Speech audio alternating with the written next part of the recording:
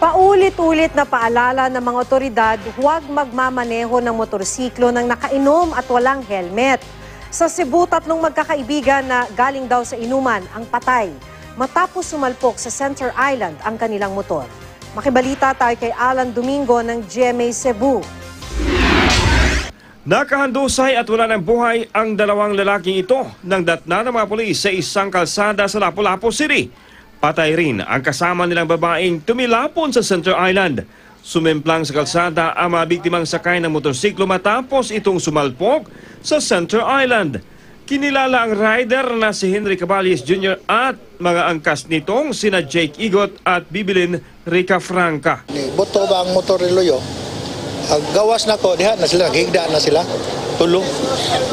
Ang pamilya ng mga biktima labis ang hinagpis sa biglaang pagkasawi ng 3. Hindi akalain ng mga magulang ni Caballes na madidisgrasya ito lalo't bagong bili lang daw ang kanyang motor. Ayon sa ina ni Caballes, nagkayayaan ang 3 na mag-inuman dahil sweldo. Base sa investigasyon ng pulisya, mabilis ang takbo ng motor. Posible raw na hindi napansin ng rider ang Center Island dahil madilim ang lugar. Wala ring suot na helmet ang mga biktima. Alan Domingo, Nagbabalita, Pilipinas.